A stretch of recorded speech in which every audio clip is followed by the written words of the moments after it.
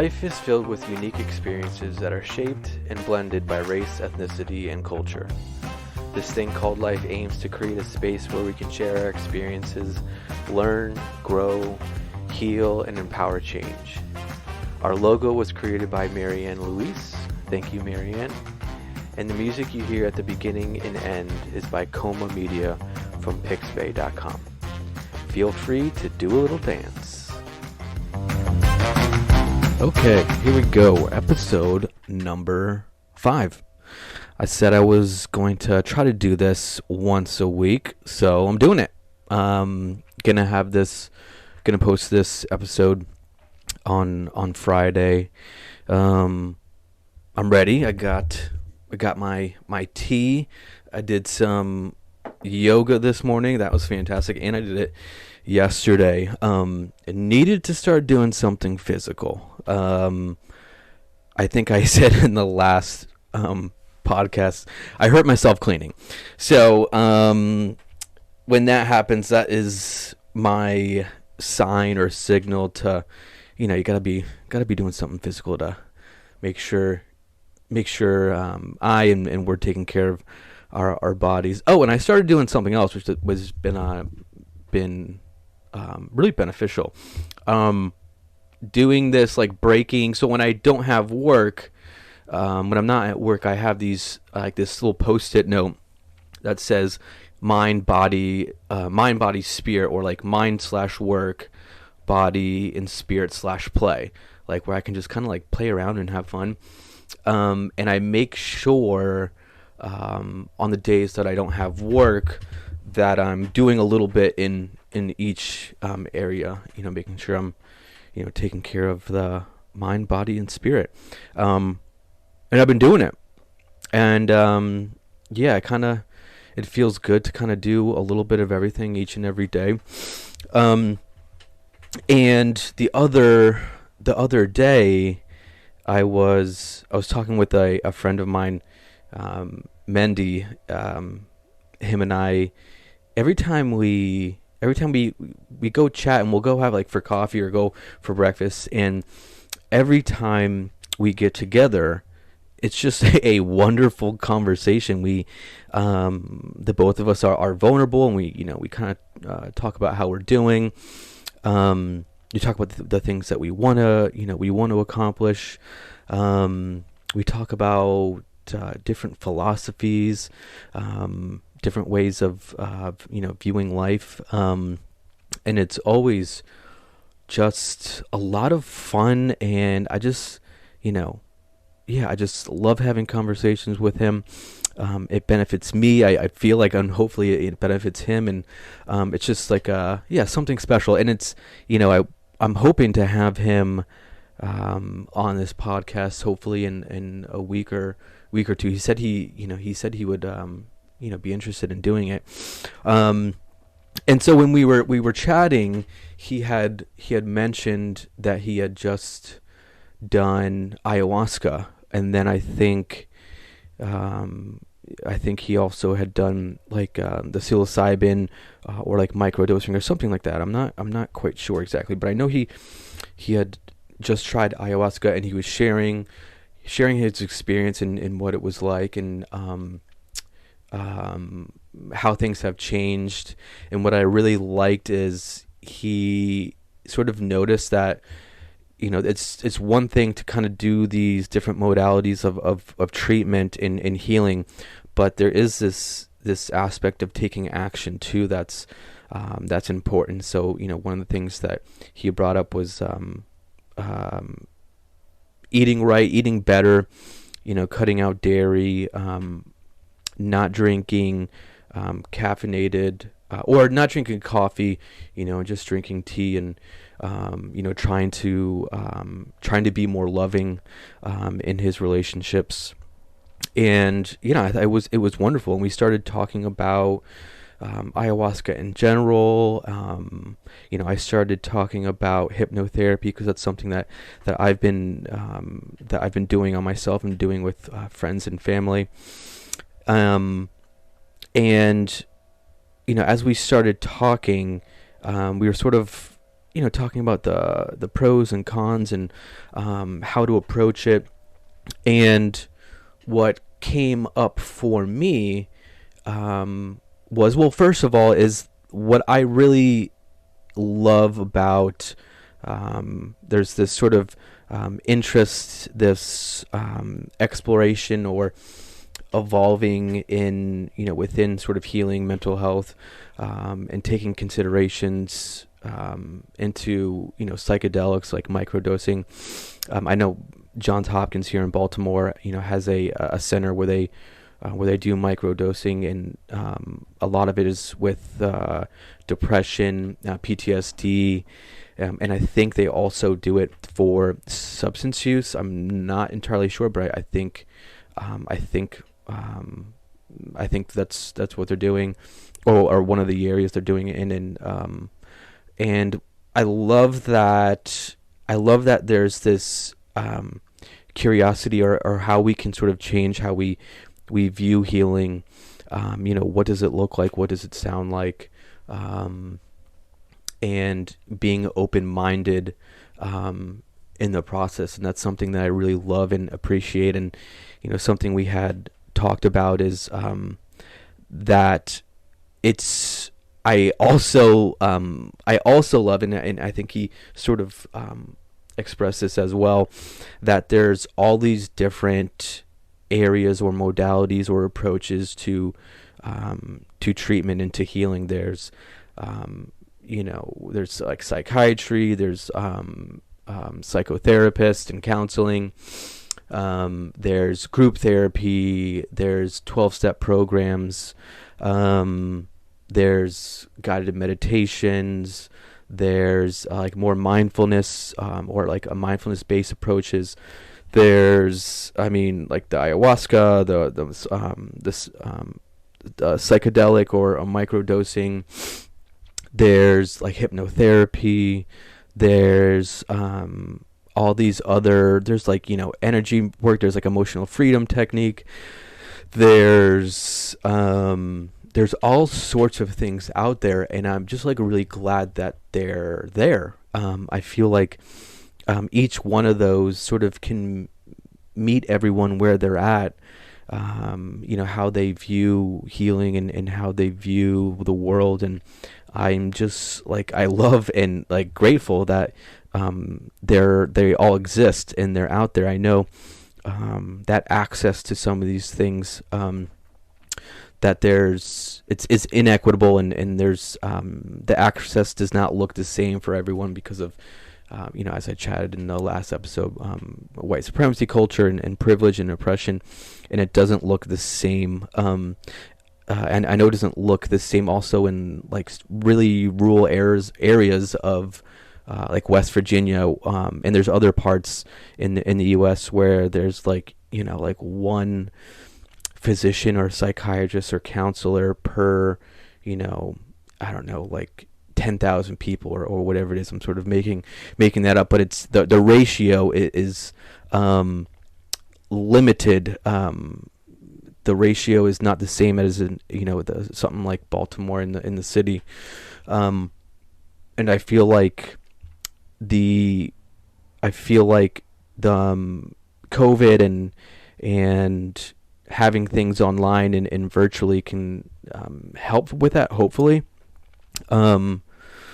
But the other thing that came up as we have these different areas of therapy and treatment and healing, I was sort of thinking about like ayahuasca and microdosing and macrodosing, and again, I'm really glad that's there's sort of this shift or change in healing, but it's sort of also something came to my mind, and it's something that I chatted about a little bit in the last episode, and it's this tendency that we have to attach external experiences with internal ones. And I think I gave an example about sort of when people feel that a person, place, or thing made them feel angry, mad, or upset. what that does, or how I view my perspectives of that sort of hands control over to those external experiences of people, places, and things, hands over control to them or it, and can control us, and we're sort of handing our power over to them. And it can also happen in a more from a more positive framework. So, a lot of times we will also say, like, that person makes me feel happy, or that person makes me feel excited or worthy. And I don't doubt that that's happening. That makes sense and it's understandable. But again, I feel like we are handing over control to those people, places, and things, and handing over control to them, saying, you have control over my emotional experiences. When in reality, we are the ones that are in control, and we can own up to our take ownership of our feelings, whether they're good or bad. I know sort of this is in a similar sense or a similar light. I know Wayne Dyer has this quote, and it says that, I think it is, if you squeeze an orange, apple juice isn't going to come out. Purely water is not going to come out. Grape juice isn't going to come out. It's orange juice is going to come out. And it's the same thing when people can get angry or upset, and like, oh, that person, made me upset or angry. And it's, well, that anger was already there. Sometimes when we get stressed or feel pressure, whatever we're holding within us, inside us, sort of comes out. And so a lot of times we can, again, say, like, oh, that person made me upset, that person pissed me off, that person made me angry, when really that all that anger and irritability, that was already there to begin with. Right. And I think that's knowing that we can kind of, again, take control and take control of our lives and our experiences. But to connect this to, like, ayahuasca, the only thing that sort of comes to mind that would, that hope when people are sort of, curious about this, is just to sort of be mindful about, what we're doing and why we're doing it. Why do we want to do this, like ayahuasca or psychedelic treatment? Are there any expectations? What are they? Am I ready? I think that is like another one, especially with ayahuasca, because I think we can, again, attach ourselves to, our internal experiences with these external things. So, if ayahuasca, that made me have this profound experience, right? And a lot of times what we want is more, right? We want more money, more things, more experiences.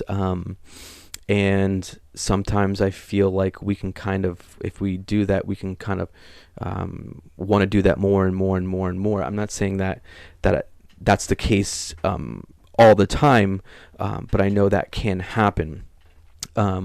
So the only thing I can sort of offer is just, being mindful of what we're doing and why we're doing it. And I think the same thing goes with me, not as much, I guess, with microdosing, because it's my understanding it's not as intense. I know I've done I guess macro dosing, but it wasn't for the purposes of healing and treatment. This was back when I was in high school. And I think I did LSD in college. So, I think I know I did. And I had a fantastic experience. I think when I was doing shrooms with some friends in high school, we went to go see a movie, and it must have been like a premiere or something, because like that theater was packed.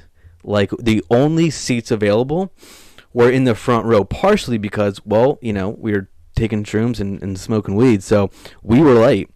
And we had a friend that was sort of like our chaperone, to make sure, none of us did anything stupid. And we go into this movie theater. It's like everyone's in their seats, like the previews are about to start, and like we're coming in there like giggling like little schoolboys, and it is most likely very apparent that we are not sober, and we sit down in the front row, and we're just like staring up at this giant screen, and so they start the previews, and like these previews are not like anything, like they weren't previewing like just like all comedy movies or things, just like standard previews, right? But we as a group just died laughing at this preview for like no reason, right? It could have been a movie about like war, and we were just dying laughing. And I bet my friend was like, y'all need to like chill out because y'all are embarrassing. And we're like, we don't really care. But I've had those experiences. Never had any experience micro dosing, but definitely macro dosing. It just wasn't in the therapeutic sense. So yeah, I mean, all around, like I appreciate and I love that there's like these different modalities and different areas of treatment. The only thing that I guess I'm would hope is that we can be mindful, asking ourselves questions and be honest with the answers of like, why do we want to do this? What are my expectations? Why do I have those expectations? And am I ready? And that question, I guess, is more so with ayahuasca, like I had said before. And I guess the reason, and I've never done it before, so take this with a grain of salt, but what I feel like is that when we're doing something that is as intense as I would imagine, macro dosing or ayahuasca is it can, I believe it would like show us certain things that maybe we're not ready to see. And that's why it's important to kind of, try, as we're searching for different modalities or different approaches to healing, make sure we're doing other things to heal. Make sure we are seeking treatment from psychiatrists, therapists. We're doing group therapy or any sort of support groups. I love support groups. I think those support groups can be like a powerful experience. So I think it's important to kind of making sure that we're doing, not just one thing, but kind of tapping into a lot of different areas. Because I think that for doing something like ayahuasca, we're kind of shown something that could be intense, and we're going to be shown whatever that is, whether we're ready or not. It sort of like opens the floodgates, and it's just like things are gonna be there, right? And maybe I'm wrong, right? I've never done ayahuasca, but maybe I'm completely off base. But that's just sort of my perspective. So that's it. That's the only thing I kind of wanted to bring up and chat about. I'm hoping to start interviewing some people and chatting with other people, and not just me being the one talking, because I can just have fun talking, but I'm hoping we can hear from some other people. And I think the first person I might chat with is my friend Mendy, and hopefully go from there. I've got a couple other friends in mind that I hope to chat with, but that's it. I know we've got some holidays coming up, or I think I'm going to end up posting this after the Thanksgiving break. But I hope everyone is able to stay safe, be safe. I'm hoping everyone can, ask challenging questions with friends and family. Not only during Thanksgiving, but during the holiday break as well. But I'm hoping that you can kind of overall just enjoy spending time. I think there's a lot of importance of just sort of being present with another person and, not saying anything in particular, but just kind of being there. I think that's a big deal. Showing up. That's what I tell the people that I work with at the hospital, and what my brother-in-law has said before. Like 90% of life is just showing up. And so when they show up for groups, I'm like, y'all came here, appreciate you showing up, because it's a big deal when we can just like show up to things and show up for people. Thanks for you for showing up for me right now, and listening and viewing on YouTube. You can subscribe on Spotify. I think you can on YouTube. Those are the two platforms I'm gonna put these podcasts out on. If you have any questions, comments, if you wanna chat with me, even like not recording, if you just kind of want to reach out and chat, that's sort of an aspect or a part of why I want to do this. I want to kind of connect with people and listen to other people. So if you just want to like reach out and chat, please feel free to put it in the comments, or you can go to this thing called life.center. That's where my email is, and the email is this thing called life7@gmail.com. But again, thanks for being present with me and for showing up. Take care of yourselves, and I'll see you on the next one. If you would like to reach out, you can email me at thisthingcalledlife7@gmail.com. You can visit our website at thisthingcalledlife.center. And of course, feel free to like, share, and subscribe.